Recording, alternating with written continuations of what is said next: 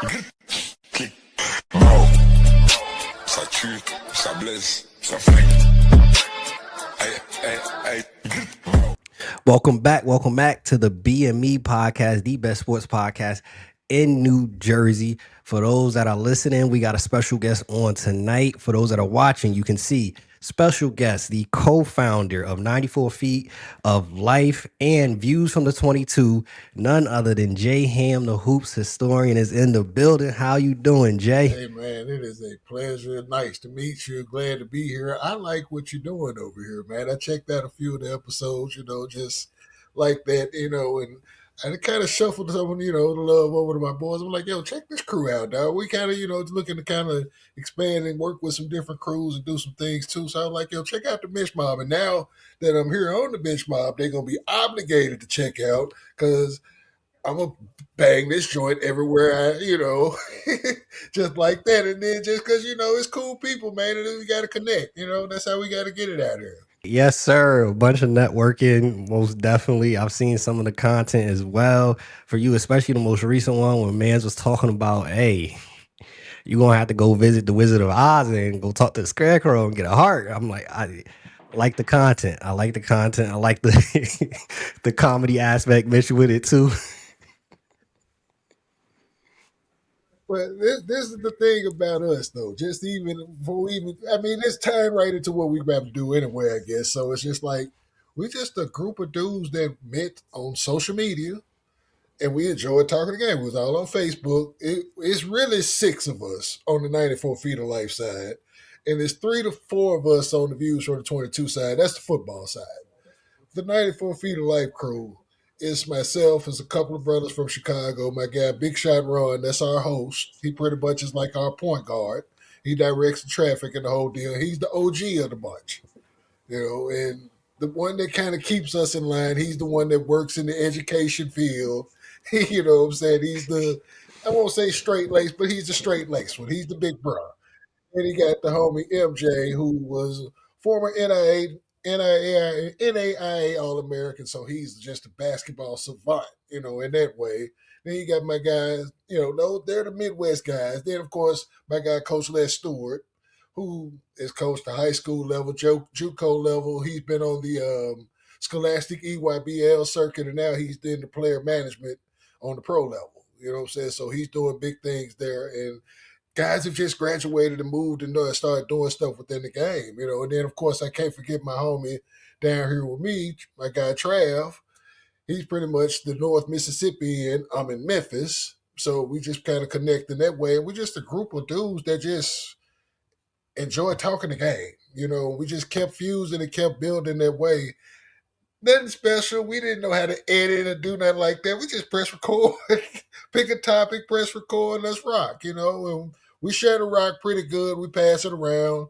Sometimes we like to challenge each other, do little features and things like that, but it's a growing deal and we got some big stuff growing behind us as well. So just, shout out to my brothers on that, man. The basketball brotherhood is what I refer to us as.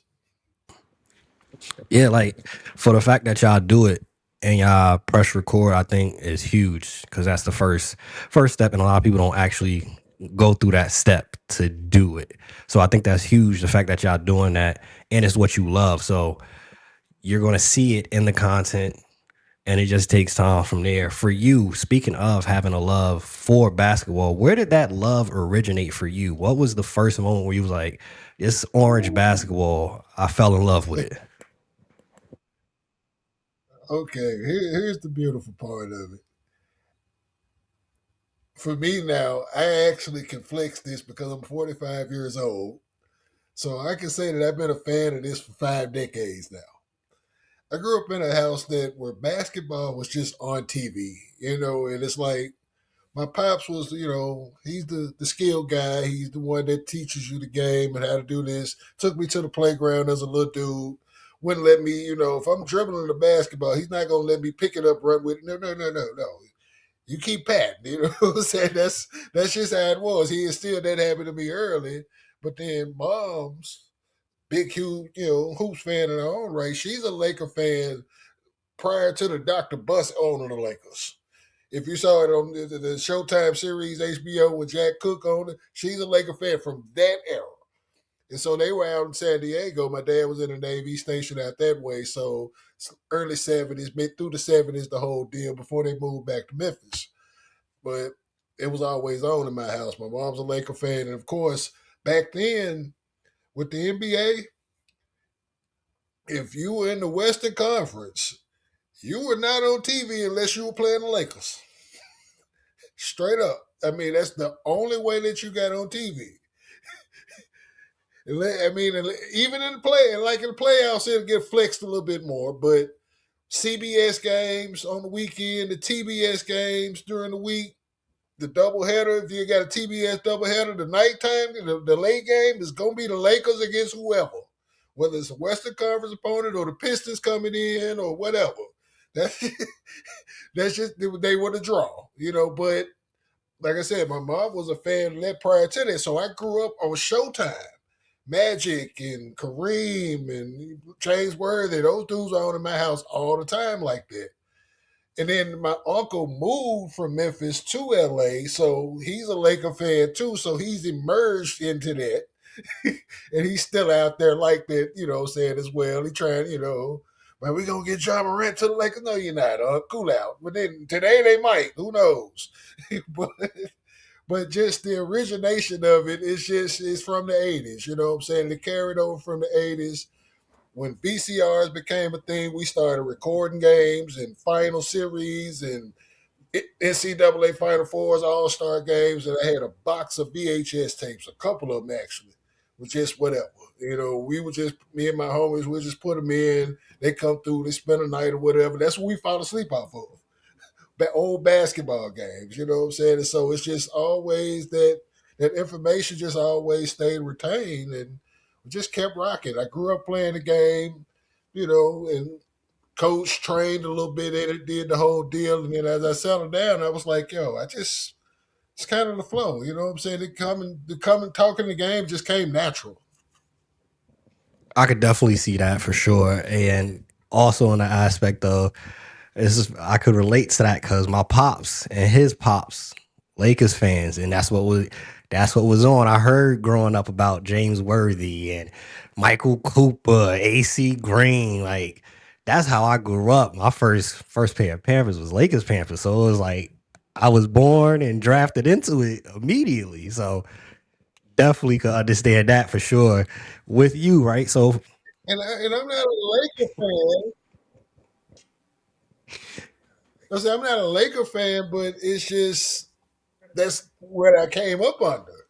You know what I'm saying? But I love Kobe. Magic is like my first mm, favorite player, just because Magic was just dope. Magic was a what I call like a conventional rule breaker. He was 6'9" running the point, you know, and that the only it pretty much was the best way to use him though as a playmaker. So, but then the way my pop used to look at it, he was like, if Magic was a power forward, he would be one of the all time great power forwards. He was just that good of a basketball player, you know what I'm saying, in that sense. So, but I never professed to like be a Lakers fan, but I grew up under watching, you know, the Lakers and of course the Bulls and everything else that came after that.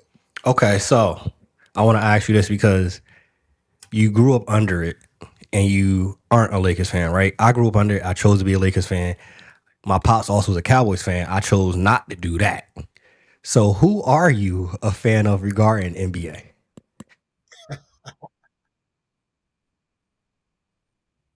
Nobody. I'm actually a fan of nobody. I'm a fan of the game of basketball. Here's the thing. By just proximity and default, I got love for the Memphis Grizzlies, but right now I don't like this current front office and administration. They dropped the ball on this thing. We can talk about that a whole nother time. Ja is one thing, but yeah, you know what I'm saying? There's a few things that I didn't like just on the breakdown with that. But for the most part, I became a student of it just because of the fascination. Because, like I said, my pop was teaching me the logistics, the X's, the O's, the skill set, the whole deal, how to be a student of the game. My mom taught me the history. My mom was teaching me a lot about who certain players were even before my time, and things of that nature. So the intrigue about that as I got older, I read a lot as a kid. I still read a lot today. Still, you have an active library card that I use, so I get down in that matter. But I go get something to read, and I'm always just reading something and intrigued by it. So it just spins off until like, okay, I know about these dudes, and I became a student of it. And it became more me being a student and a fan of the NBA and really basketball in general because they transferred over to college basketball, which I have a great love for.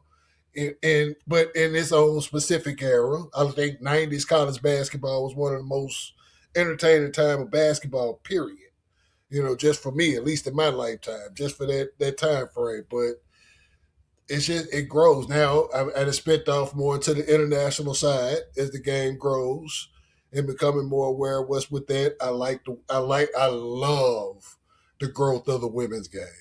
I'm such an advocate for the women's growth, because they need that. You know what I'm saying? Because basketball is a sweet game. It's about the skill.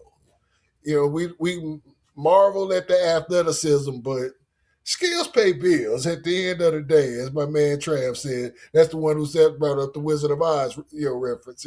So it's just one of those deals, man, where it's just I'm more of a fan of the game being an art. Like Kyrie said, the game is an art, and you have different things. It's like people like what they like for the different reasons that they like them. This is fandom of team, fandom of player, sport, genre of entertainment, food, whatever. It's just I'm under that belief that you like it for the reason that you dig it, and it's all good. But no fandom. I like different now, especially in the advent of like gambling and sportsbook, online sportsbook. I like whoever my money in. That's what I'm a fan of. Whatever I'm gambling on that night, then. From there, I I just definitely let can it see rock that. though, man, and just pretty much continue to be a student, study the history. Hey, yeah, most definitely, because that's one of the things I do like from what I've seen from your Threads account and from the stuff that you guys do post. It's more of than just Yeah, what we see now is the hot takes and the surface level takes. There's a more of an analysis to it. You have a respect for the history and the players that have came before, and you have that balance. I think from what I've seen, you respect and you love the players that play now, but it's not a sense of, hey, just because I like the players now, yeah. these players was trash or these players was great and this generation of players are trash. I think you have that nice balance right there from what you've seen and all the history that you know, and just being in the space of seeing other people talk about it, being on radio shows. What's a misconception that people have about the NBA game played in previous eras versus now?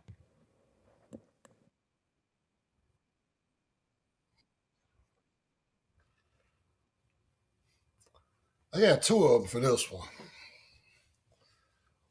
One, I eliminate the first one off top, the 3 point, the 3 point shot. When it became a thing, like through the '80s, it was low volume.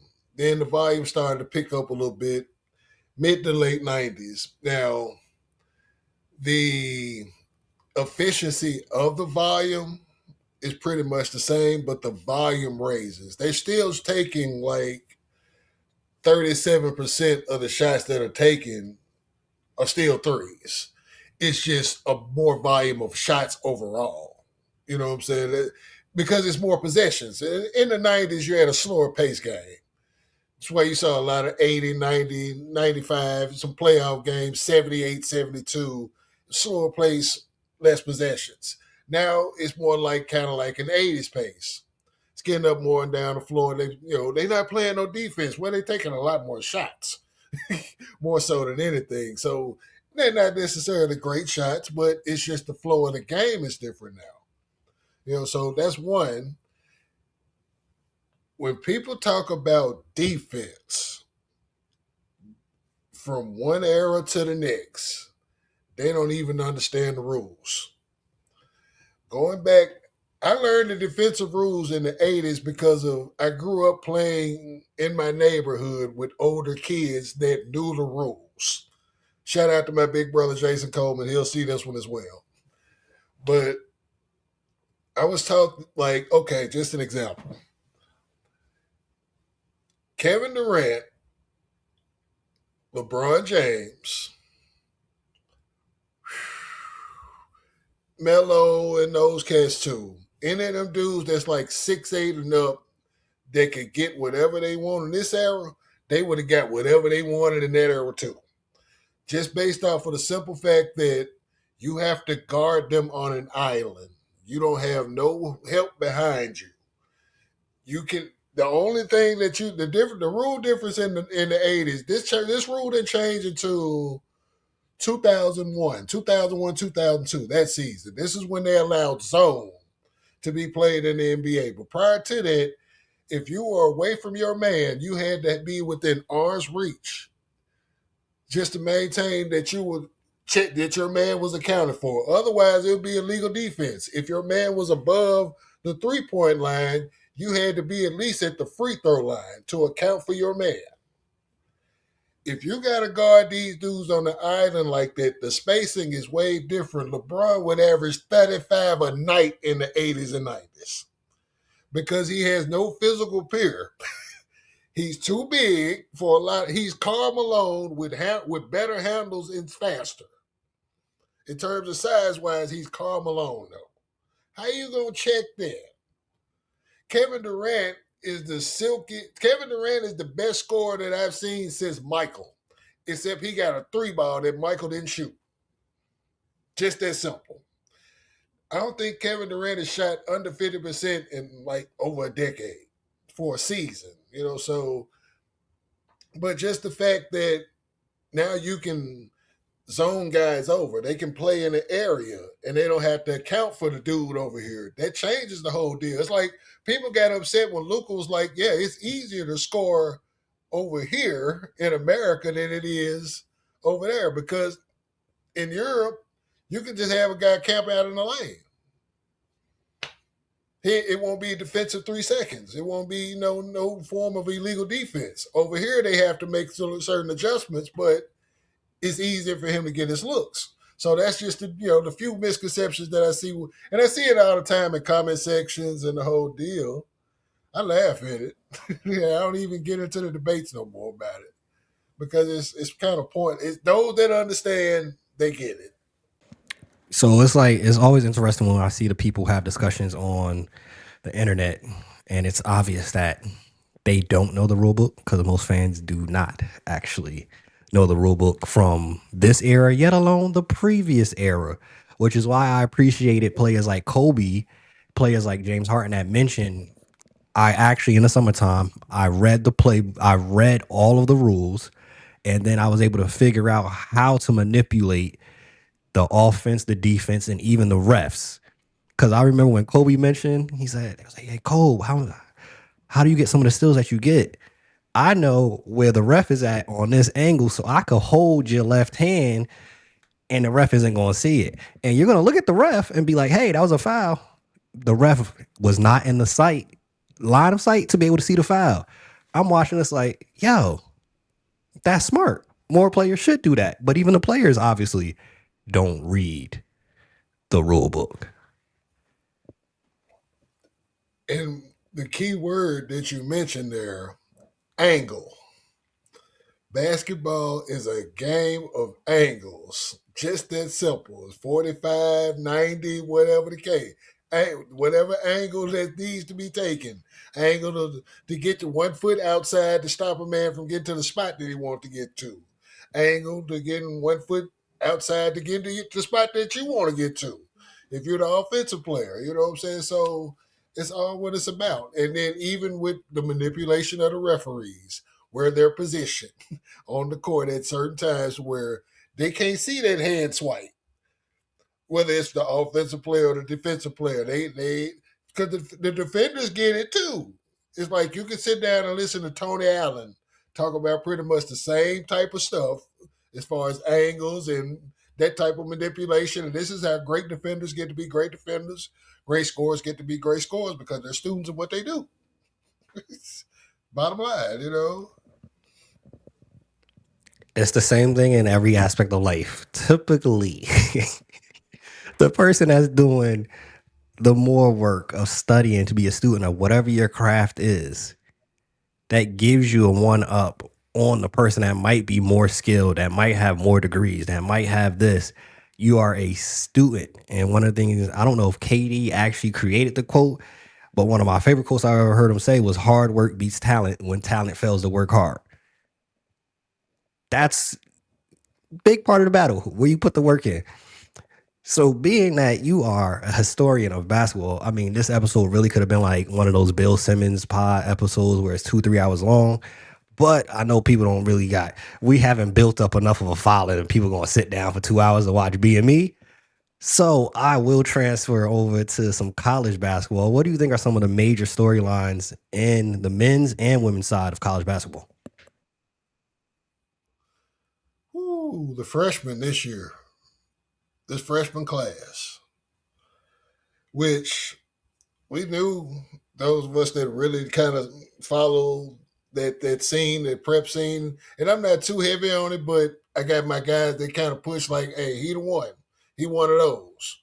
And that white's for him, and then when they get in, when we see him first, like in November, like, oh yeah, he really is one of those, and all of those have been one of those. It's like 5 or 6 of them. I'm like, yo, really it's more than that. That's showing a whole lot where whether they're superstars at the next level or not, they're going to have a long time playing this game at the next level. They're going to feed their families and, establish generational wealth for themselves at that next level. And that's a beautiful thing to see. If really they've already started because of the NIL situations that, they're coming through with anyway. It's like AJ the Bastard, he already straight. This cat getting rumored 6 to 8 million, just for now. And I watched BYU and I'm sitting there, I'm watching the BYU and Utah game the other day, and I'm looking at it and I'm like, NIL has really affected this because this has never been this dark for this game. And it's a cool thing to see, but it's just like, yo, it's dark. They got dreads, I'm like, oh, okay, cool. That's what's up. They get down there in Provo and Salt Lake City like that, I see, but it's where we at. It's pretty much minor league pro. But the thing about those freshmen, I wonder how much can they really impact and getting to the Final Four and playing in the championship and the whole deal, because men's college basketball has been won by the grown man teams. It's only was 2 that won with 60% of their starting lineup was freshmen. That was John Calipari's Kentucky team with AD, and that was Coach K's Duke team in 2015 with Tyus Jones, a little local for those dudes. They both started 3 freshmen each. That's the only ones that did it with young crews that won it all. A couple got close, got to the Final Four, Elite Eight, Final Four, the whole deal, but juniors, seniors, now 5th-year seniors, you know what I'm saying, and 4th-year juniors, dudes that have moved around. And the thing that's wild about it is like, outside of what UConn did, because UConn has established themselves now as a blue blood. They pretty much kind of, I feel like they took what Indiana space was years ago when Bobby Knight had Indiana pretty much ripping like that. They filled that void. They've won 3, they won national championships with 3 coaches in the last 25, 30 years. So that's amazing in itself. But outside of what they did in 23, 24, that Baylor team for 21, it's an older team. Veterans, you know what I'm saying? The Virginia team in 2019, a bunch of veterans. 2022, the Kansas team, a bunch of veterans with transfers. Last year's Florida team, a bunch of veterans with transfers. That's where we going, So it's like, how much can these young dudes impact it? On the women's side of things, who gonna be UConn? That simple. I like everybody else over there. I love Don. I'm a fan of Don in South Carolina like that. I rock with Don. LSU is nice. Texas is nice. But what Gino got? Gino be cheating out here, man. I don't know what's up. Gino's still cheating for the next level from 30 years ago. But that's a sign of respect, though. I got nothing but respect for Gino and what he's put down. I mean, because it's to do what, first of all, to recruit and to be able to get them to want to come to Stores, Connecticut. Like, ain't nothing up there. But they know why they going. They they going for the legacy. They going for the right reason, and they feed their families after they leave there. Still playing the game. So I can't do nothing but tip the cap. So it's a couple places I want to take it from there. I'll start off with what you most recently said. I think what's dope with Gino, Dawn, Kim Mulkey, a lot of the top coaches out there at these bigger programs that are stacked like UConn, like South Carolina, like LSU, is I think what goes under talked about, under discussed, is the fact that they're able to get these 5-star, 4-star recruits to come buy in to not be who they was their entire life. Everybody don't come on UConn averaging 20 and 15. Even a person that was averaging 25 in high school, you're gonna have to drop that down to about 18. I'm gonna need you to get more assists, play defense, and I'm gonna need you to be able to be coachable. Hey, come to South Carolina if you want, but I'm gonna need you to play a certain way.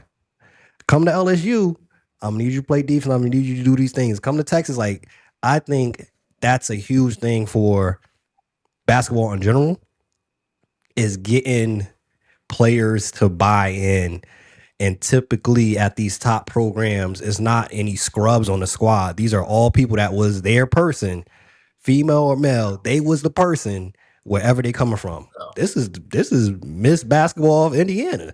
This is Mr. Basketball of Louisiana. This is Miss Texas Basketball. And they all on the same team. All right, let's go get a championship. That is not easy to do. Especially like you mentioned, especially on the men's side, they might be done in a year. Right. How do you get them to buy in? I mean, that's coaching today is tougher and crazier than ever. Just right here in Memphis, Penny Hardaway catches a lot of flack, just in general, because Memphis, I'm saying straight up wholeheartedly, they have a false perception about the program in general, especially the fan base here. They have a false perception about what the Memphis program really is. Part of it is John Calipari's fault, in a good way though, because he raised the standard in the whole deal. He was bringing in he bringing in the 5-star guys, the whole shebang. He got them playing in the new NBA arena at the time. That's what was the case.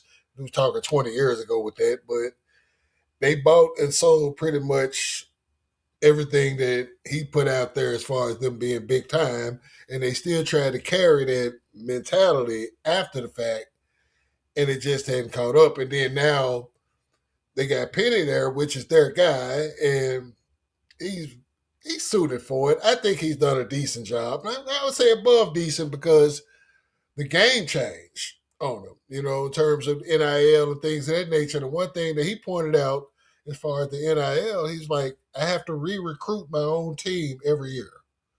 That's tough. You know what I'm saying? So now you have this competitive balance that you have to fight with in terms of the haves and the have-nots in terms of NIL budget. Well, Memphis NIL budget is cool for the mid-major conference that it's in, which is the American Athletic Conference, which is now reduced to a mid-major conference. They with a lot of Louisville was the original charter member, they're gone. Connecticut, the original charter member, they're gone. It's a handful more. SMU is even now in the ACC. Central Florida, ACC. It's like how they get past Memphis as far as conference status, but it's a lot that comes with that. That's really kind of jacked up on the political side, but it doesn't really do him any favors. And then this season team he got a bunch of dudes that he really they hadn't really got a chance to mesh, and so they're 9 and 11 currently, and the people, I'm at the radio station every day reading all the complaints and texts. Penny got to fire Penny. We got to fire Penny. So it's like, but it is what it is. Now they want him gone, but it's like, excuse me, he hadn't done bad. It just hadn't worked out to the standard that they believe. They believe that they should be in a Sweet 16 every 3 seasons. I'm like, based on what? This ain't that like that no more. You don't even really have the budget to keep up with that, because the guy that you got now, this is really what college basketball is funny style now, because those dudes that are playing at the smaller mid-major programs, they're really playing their way up to get to the major programs where it's more money. So it's just, like I said, it's just minor league sport in that sense. And Memphis is now going to be a victim of such. You know what I'm saying? The point guard that they had last year ended up going to Kansas State, lost out on him off NIL, just basically because he's in a power conference now versus, what he was when he was here. And it's just a tough bowl. So it's just one of those deals to where it's become minor league sport. And people really have to adjust to that. It's crazy, but it's where we're at. Yeah, man, they using Memphis and other schools like that as a stepping stool to try to get to possibly the bigger bag, which then puts it in a tough situation too. I can't imagine as a coach. I had a coach on recently, and I'm like, I don't envy y'all. I don't envy y'all at all. When people ask, "Oh, would you get back into coaching?" High Good. school and lower, maybe then. And it's talks of possibly doing NIL in high school. If they put that in high school, I'm good. I'll coach my kids, but outside of that, I don't want no parts. Especially like some of it has already happened with the high school. Just pretty much depending on the setup. Especially now that a lot of that scene is going to prep scheme now. A lot of them are trying to pretty much turn it to private school, prep school, boarding school, even. In certain scenarios, because we got a few here in Tennessee that they have their deal pretty much. The prep academy is set up already on a college campus anyway, so they got dorms and that whole deal. So they just converted and moved into the boarding school side of the whole deal. And that's just where a lot of that's going. So a lot of it, a good part of it is that overseas is pretty much these kids are brought up as basketball as their vocation. It's a part of their education growing up, where they go to school, how they train. This is why you see a lot of them end up being pros when they're 14 and 15 years old, because they were pretty much groomed for it and they went through those channels. That's kind of what it seems like it's working its way toward here in America, but in its own variation, to some speed. We'll see how it goes, as we continue on, but the money's definitely, the NIL situation is definitely coming. Public school, private school, it's showing up somewhere. And I'm staying as far away possible as I can until if my kids go that route, we will cross that bridge when we get to that bridge. But as of right now, Tone is not touching a clipboard. You could keep that as far away as possible to me. On the mid side, any of these freshmen do you feel are in a position where they could be the next big thing, superstar, kind of what we saw with, he didn't go to college here, obviously, but Wimby, or even going back to Braun, like even Zion. Zion came out with a lot of the lore, and it's kind of been health that has hampered the potential being fully seen. Any of these freshmen do you feel could be that's the next big thing we got coming into the league? Man, I would love to come back to the bench mob 3 to 5 years from now, if not more, and be like, yo, I was wrong. I didn't think that this kid was going to be like box office level superstar, but it's a few there that could be, depending on where they land, basketball wise. I think we have some multiple time perennial all stars though coming through, especially if they can stay healthy. The Darian Peterson kid, if he can get his situation deal, he can get on the healthy side. He's special. Of course, Cam Boozer, I think solid, multiple time All Star probably. He'll be better than his pop.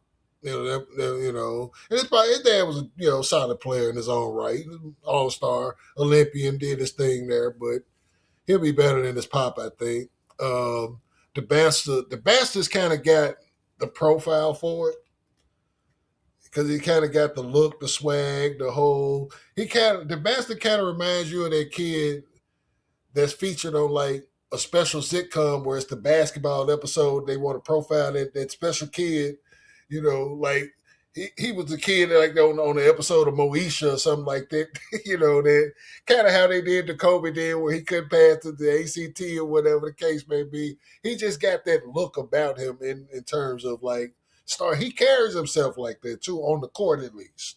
He carries himself like a star in that way. Darius Acuff Jr. I think has one that can like really be special going in because he's got the general package of just he can score the basketball, and that's what they love at that next level anyway. And the kid down in Houston, I'm a big fan of Kingston Flemings. You know what I'm saying? I think he'll probably crack, especially where he landed because he's a point guard that can score the ball.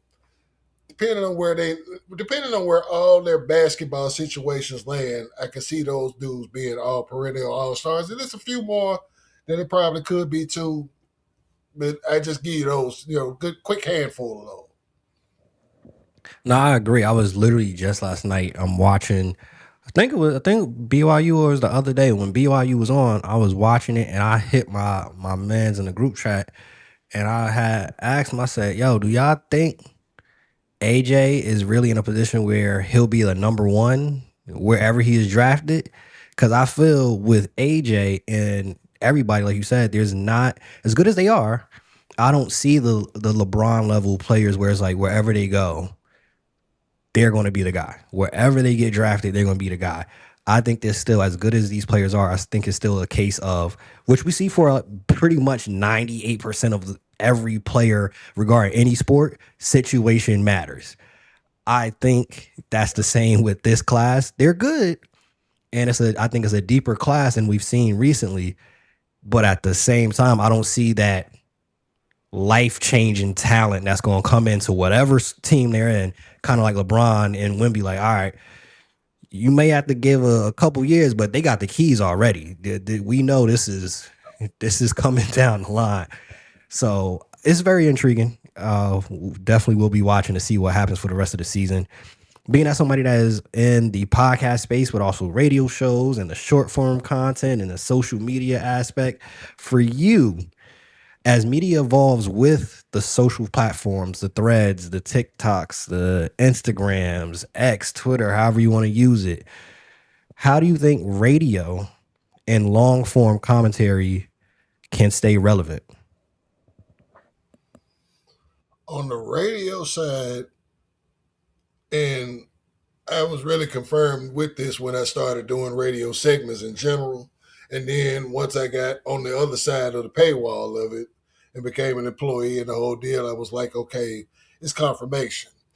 As long as they selling ads, they gonna be in business because it just comes down to just that simple nature. Also, with just not just the ads, but people still have this routine.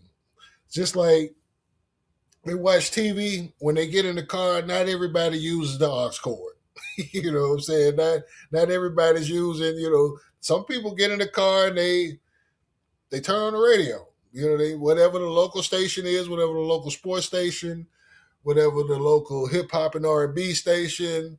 That's really where I saw the proof of it because the show that I work on, the Happy Hour with Johnny Radio. Shout out to my guy Johnny Radio. He big help, big lift.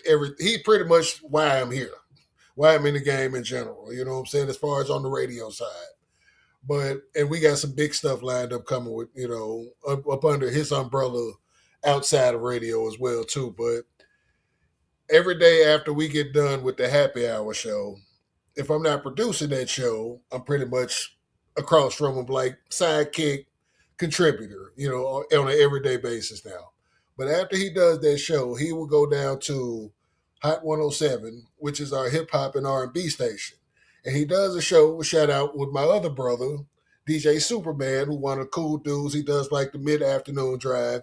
And they do like an hour segment of just, whole bunch of stuff. They talk some sports. Then John to come down there, throw the bets down there. I go down there and hang out with him sometimes, just to be there, just to be driving in person to be entertained.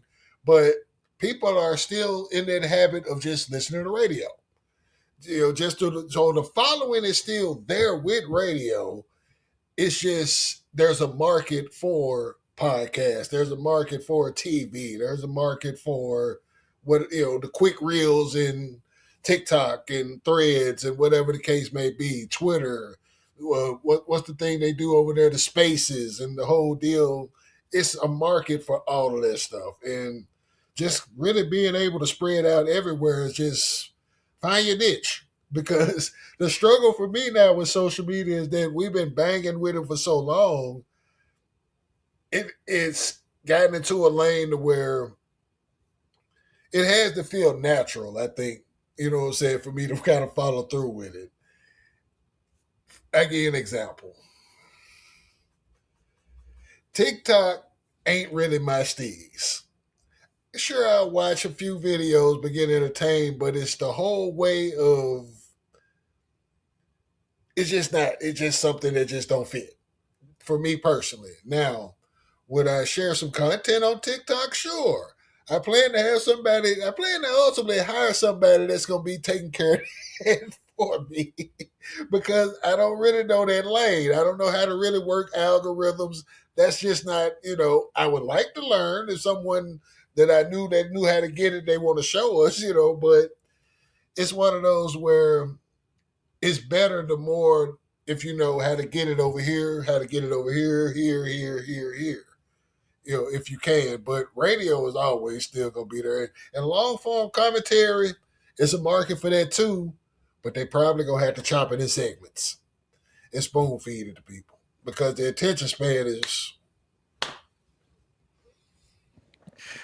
I agree on all aspects of that because I know, like for me, if I'm in the car, I'm typically trying to listen to Sirius radio, trying to turn on Antonio Daniels, hear him on the NBA side or whoever's talking on the NFL side. So definitely, I think, like you said, it still has a market for it. Everything has a market for it. It's just finding out what's your niche and how to make it work in whatever market that you're in.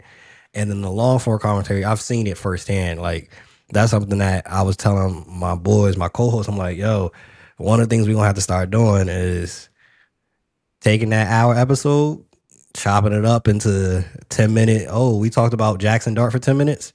That's its own mini episode because until you get to that point of Shannon Sharp and Pat McAfee, Bill Simmons, Ryan Russillo, where you could do 4 hours and people watch it, the most people they not watching no 3-4 hours. Are you talking? Right. I don't care who the guest is. And even like that, because for me, when we do the happy hour show, that's just a 2-hour show. But prior to that, I do a 3-hour morning show on the production side. So I'm producing the morning show for 3 hours and I'm pretty much already in that gear. But that fan base, that's routine for them. They're accustomed to doing that from 7 to 10 each morning. When it's time for them to call in and give their opinions, they go call in and give it. Sometimes they call in and give it, and it's not even they call in. They don't even want to talk to the host. They'll talk to me, just about whatever the case. They just need to get it off their chest, but it's routine for them. You know what I'm saying? So that routine space of just where to go. And some of them like the long form commentary, even that comes with a 3-hour show, because what you talked about in hour one is probably going to get brought back up again in hour three in a recap, and it just flows on from there. But it's the information is out there. It's just a matter of how you put it out there and deliver it. You know what I'm saying? Because you, even if you saw like our 94 feet of life, whether you saw just a snippet or a quick clip, or you stuck with it for the whole 45 minutes to an hour that we normally run. You know what I'm saying? But it's like, if you can get into our conversation, you'll be like, yo, I didn't even think about that was going 45 minutes because y'all were just moving the ball around and it was all good. Those are the best where it just seems like it's a conversation. And that's when you get good at it, or people could just sit there and watch because it's like, oh, I didn't even realize that's in life in general. Forget recording. When you having those good conversations with your peoples, with family, time can go like this because it's just you're not thinking about it. It's just a conversation. So if you could present that somehow in radio, somehow in whatever content you're doing, you cooking with gold right there. People going to tune in for sure. Being in the business, what has been the best piece of advice that you've received? Wow. Something just as simple. Shout out to my man Anthony Sane. Anthony Sane right here in the city of Memphis, Bluff City Media. I recommend people check out the Anthony Sane show. Anthony's a great dude. He covers the Memphis Grizzlies thoroughly. He's not necessarily a beat reporter, beat writer. He just does his own thing. We have their own platform and the whole deal. He's making big gains around town, and also outside of that, we pretty much refer to him as the tribal chief of Grizz Twitter.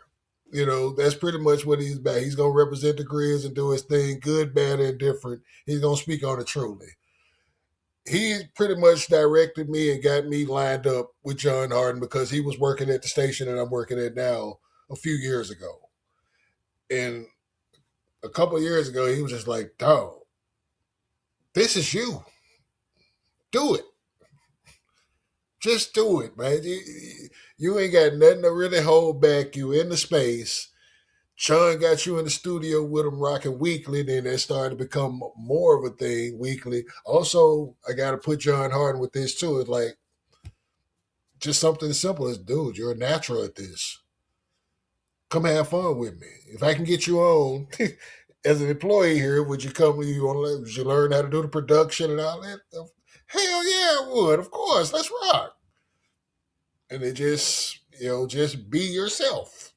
Just as something as just that. And then once I got in and I learned what I needed to learn, and it's kind of wild because I learned all the production stuff live on the air.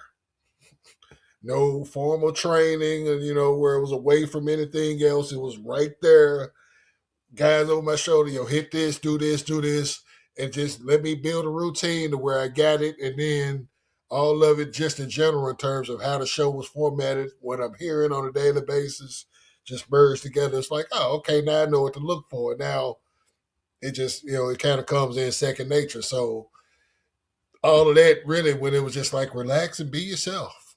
The rest of it, we got you on. We'll put you in the spot where you going to allow for you to shine and whatever the case. And I'm not necessarily looking for shine, but I guess you have to if as a radio personality as well too. But in that same token, it's just like, just be you, man. Let it rock. Sports is what you do. That's your lane. You comfortable with it.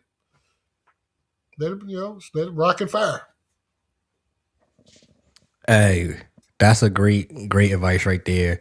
I know for me, I think that would be the title of this show, is just be yourself. I think that's important for people to realize whatever field they in, that you have to be yourself. And like you said, in the first part was just do it.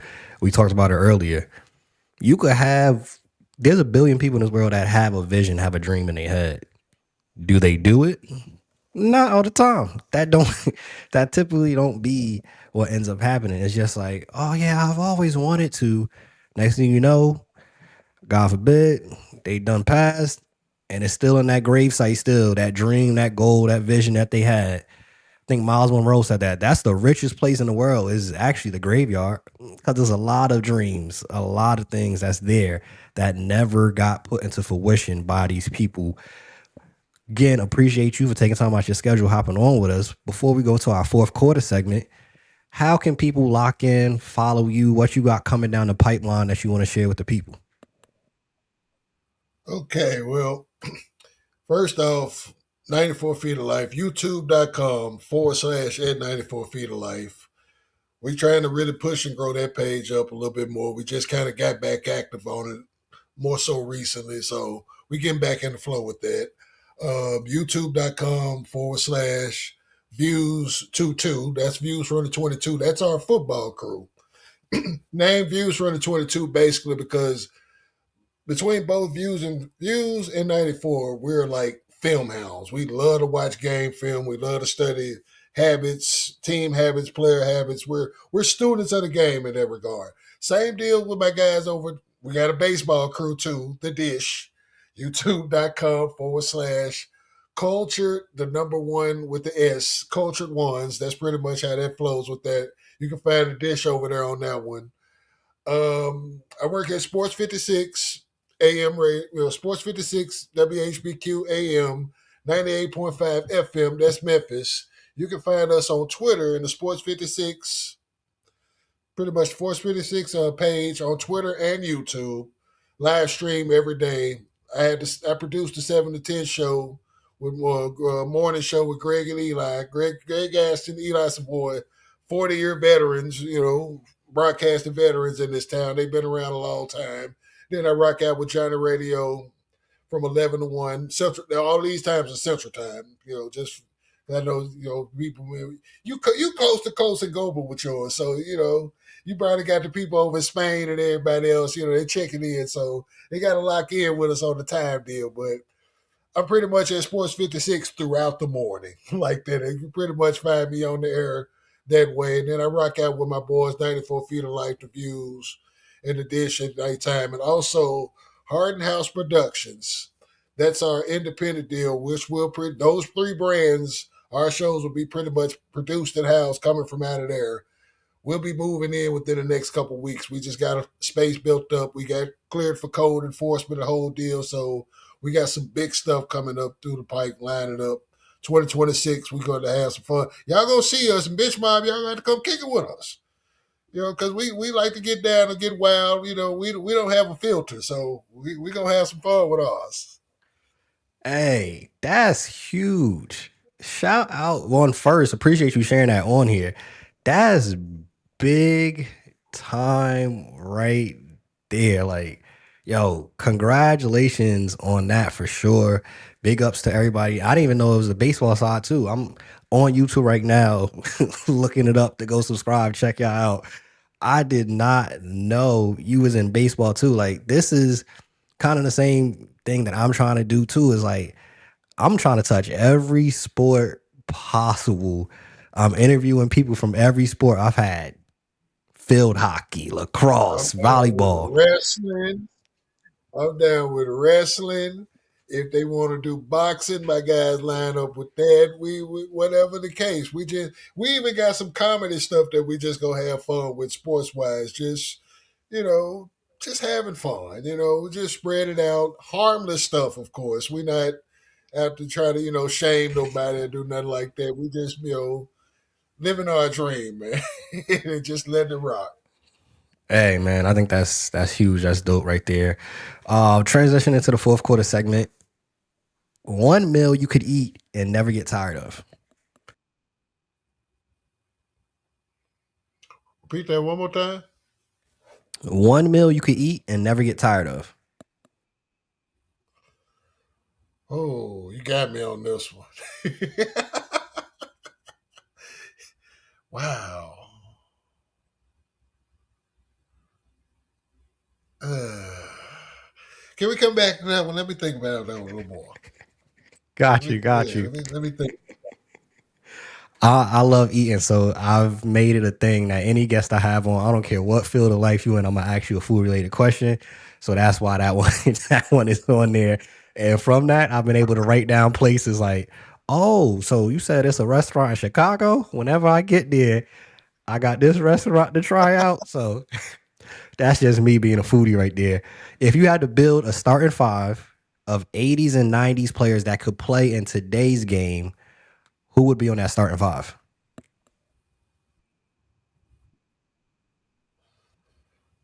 Ooh. Let me get a King of Dream at the 5. I'll take Timmy Duncan at the 4. Let's go with say 80s and 90s, right? 80s and 90s. I'm going with I go with Bird at the 3, Michael at the 2, Magic at the 1. Hey, that's a We might solid score about that's a solid 150. squad. Whatever. Lightly. Yeah. That's a I solid mean, I got squad. two of the best. Whatever era. I mean, it's two of the best post defenders ever in Dream and Timmy. So I figure we can stop some people and they can score too. So it's all good. We'll beat a few people. Hey, I'm gonna have to send this roster over. It's a page on Instagram. I can't think of the name where they take like made up lineups and then like run it through the 2K simulation. So like they'll do like all players born in Jamaica or all players that went to Duke, and they'll do like a season. I will be intrigued. I'm gonna send this to this guy and see what that if they play the season together, that might be a 78-79 win season. Yeah. I mean, yeah, I mean, unless Bird has some back issues or something, he might drop him down to 77, something like that. I But always think no, that's man, the craziest mean, thing. I always think that's the craziest thing with Bird. It's like, yo, you could have got somebody else to do that work, man. You could have played another 2-3 years having back issues out here. you got to think about it with Larry Legend, though. He came into the league, I think his first 7 seasons in the league, they won 60 games and 6 of them. And he won he three-peated on the MVP. He won 3 straight. So he was just a workhorse. He was there to hoop. That's all. It's kind of funny because that's really all he really wanted to do was hoop and go home and farm. He was good after that. Get him some beer. Go score 40. He was good. Hey, real simple, real simple. I'm a definitely being that this wasn't on the rundown. It wasn't on the rundown, but you mentioned baseball, so I'm gonna mix a baseball question in there. But on the NFL side, right? Who comes to mind? It could be players now, it could be players past, all time. Who comes to mind that's a underrated player in the NFL, offensive and defensive side? Ooh. On the defensive side, I don't want to say he's underrated because he's in the Hall of Fame, but I guess by contrast of he was just quiet about it, and then his twin brother wasn't so quiet. He was more vocal, although a very good player. He just wasn't like this cat that I'm gonna mention, and that's Rondé Barber. We just think of it like Rondé was like that. But then he was also playing with cats that was like that too. So it people kind of, it's crazy today because it's like when you play with great players, they try to reduce you down from being great because you were around other greats. It's like, no, that's what makes a great team. It's just simple math. But on the offensive side, uh,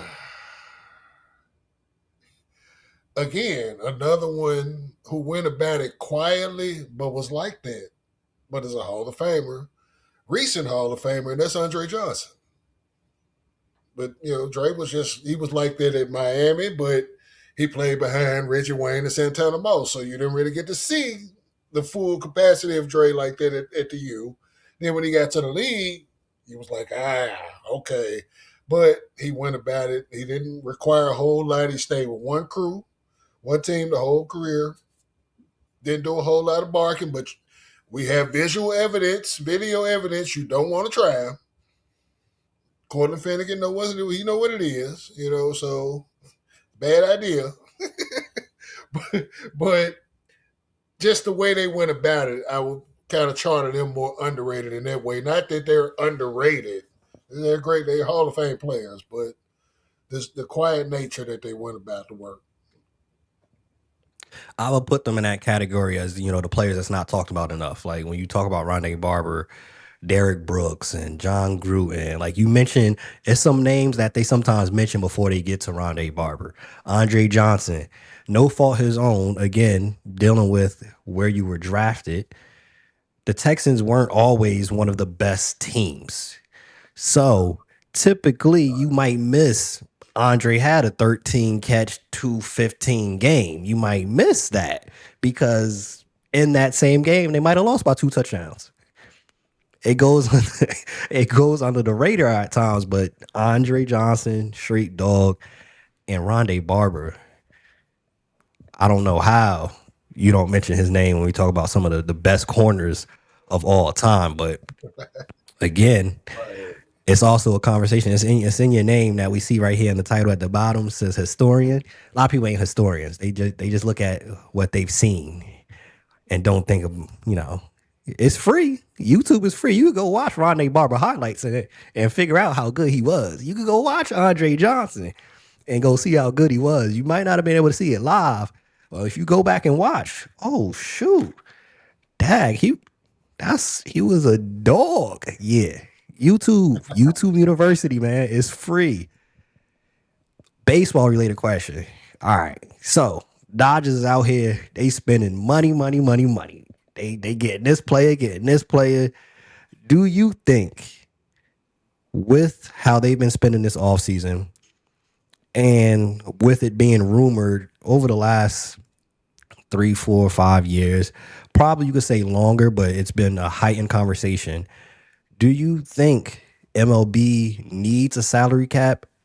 And will we see a situation where we might have a lockout coming into the next season? I think the lockout, unfortunately, is probably imminent. It's very likely. For a long time, I really was indifferent about it and really didn't care. But if they gonna continue on, they're gonna have to kind of find a way to really cap and filter that thing around, man. I mean, and I know that some of the players don't like it. Bryce Harper in particular, he cussed out Rob Manfred for even coming in the clubhouse with it.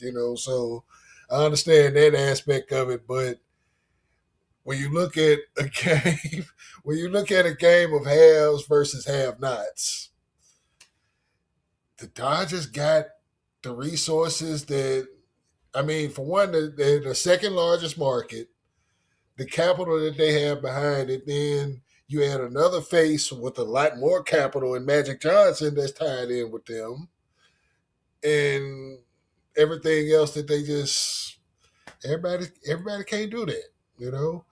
It's not gonna ever be fair anyway. It's just we, people kill me screaming about fair in sports, and it's like, no, we live in America. This is all based on capitalism. What are you talking about? Fair? No, you gotta cheat out here. That's the only way you gonna get an edge around this joint. Just real talk. I mean, no, it's not ethical, but nobody said that this thing was built on ethics either. Not truthfully, they may have lied and said it, but that ain't the case. But if you're gonna cut some of the noise down on that though, because it's like they really just got to pick of the litter and whatever they want. And they go get the cash for it and they make it happen. But everybody can't do that, and it's hard to just say, "Well, go beat them." Well, they got all the damn talent. It's kind of tough to beat them when they got all the smoke. Kind of. I mean, we got to collectively gang up. You got to put three teams together to beat the Dodgers. Got to form a faction. Like you're a professional wrestler just to beat these people. You got to form a crew. No, man. Before they had to form a crew, put a salary cap in there. That'll be fine. Hey, man, I'm watching it all during the off season. Like, all right, they gonna sign this person. They in trade talks with this team. I said, all right, this is what I want. If Mr. Walter, if you could go bring that over to the Lakers, I would appreciate that level of spending that you're doing. Bring that over here to the Lakers side too. Once you get Genie Bus out of here and you come take over fully, repeat this process with the Lakers. Please, I know you won't have a problem paying that luxury tax. Cool. I see what you doing over there in baseball. Lord, I see what you're doing for others. You could do this over here for the Lakers. So I think I agree with you, man. I think it's gonna be a lockout coming at some point. Couple more before we get you out of here. Again, appreciate you taking time out your schedule. We are talking to Jay Hamm, the historian, hoops historian, but I'm gonna just say the historian because especially just finding out that the man is doing baseball, wrestling, boxing. We're gonna say the historian, period. Who should be that number one pick next year for the NBA? This year, this coming year, Yes, sir. say champion. I mean, I still got the Thunder. I mean, they're still the well-oiled machine. What will happen, I think, this time is that they'll go through a different set of adversity, which we're kind of seeing a little bit, some of it now, which is really not adversity. It's just regular season stuff that they ain't been through before. The real adversity comes in May, possibly June. They got pushed last year, with the Pacers. That was a great matchup, but they might get pushed a little bit earlier this year. Just don't know by who. Or if it's indeed San Antonio or whoever the case may be, I think they'll get pushed to a 6-7 game, possibly because some availability, guys that we might count on to be available may not be. I mean, there's some war of attrition. That's just it really much with any season, any sport. So where it's gonna come down to, like I said, people they laugh at me about this, but this is my prediction every year. And it's been this way pretty much since 94 Feet of Life has been in existence. The healthiest and most available team of the best teams will prevail. Ain't that how it pretty much happened? If them years that Golden State had enough, if they had enough and it was available, they won. If it wasn't available, they lost in 6 to Toronto. They lost in 7 to Golden State for whatever. I mean, to Cleveland for whatever reason. Whether you want to say Draymond suspended, Bogut didn't play no more, whatever the case, whatever. It happens. They weren't the most available. Cleveland was healthy and available for it. Last year, same thing. Prior years, whatever. Tyrese Halliburton was available all the way up until the mid first quarter of Game 7. Will shot out. Not saying they would have won, but who knows how that comes out if he's still available and ready to, and there to go. But just what it is. But I think the Thunder still the strongest team. They'll prevail in the end. Different story, but they'll prevail. Hey, like you said, they might get tested earlier because this Western Conference, hey, it's no joke over there in the West. It is a deep conference, again, as expected. And at any point, you can see that one of these playing teams end up being a top 5 team, or a number 2 seed ends up moving down, or the Nuggets have been able to stay pat without Jokic. What happens when Jokic comes back? Like, it's a lot of storylines on the Western Conference side. I'm gonna get you out of here with this last one. This was not on the rundown, but you mentioned boxing, you mentioned wrestling. So I'm gonna ask you this. Who is on your Mount Rushmore for boxers? Ooh. Okay. Give me Bud Crawford. I like Bud. Give me money. I mean, those dudes went undefeated in multiple weight classes. I mean, it's like, come on, I could take the easy route and go with the Ali's and the cats before my time, but I'm gonna let them be. culturally, growing up in that era, Iron Mike Tyson was different. He was a different attraction of like, and it's not about him being perfect or not perfect or none of that. It was just that the cultural icon that he represented for that sport. It was just something special in that regard. That fourth one, ooh. The fourth one is probably the tough one. But I like Big Lennox. I like Lennox Lewis. Just for the fact of the time period that he was dominant in, he dominated, And what he did to Mike Tyson in my city, whew, it's like when he hit Mike with that left in the second round, and everybody in the fight party that was there was like, ooh, that was it. My man Mike didn't even know the word. Mike didn't even know how to say oblivious. Yeah, man said he faded to Bolivia. Like, Mike, you going to South America? Damn, Mike. But just, and I could have went in a lot of different directions with that one, but I just went with, those are my four. Not, whatever standard y'all got it. Those are the cats that I rock with. I could have went with Sweet Pea. I could have went with a few cats that I like, just over the years, but I like those four. Hey, I think that's how it should always be. Now, if I say who's the greatest of all time, then maybe we have a different discussion then. But if we talking about your Mount Rushmore, it's who you like, who you have up there as your favorite people. Of course, some can have the debate, but this is my list. This is what I like, what I saw, what I enjoyed. Now you could debate that if you want, but I ain't gonna debate you because this is what I want. But hey, y'all know the vibes here. Again, appreciate you. At the BME podcast, you already know the vibes, man. If you stay ready, you don't gotta get ready. Benchmark, we out. Peace.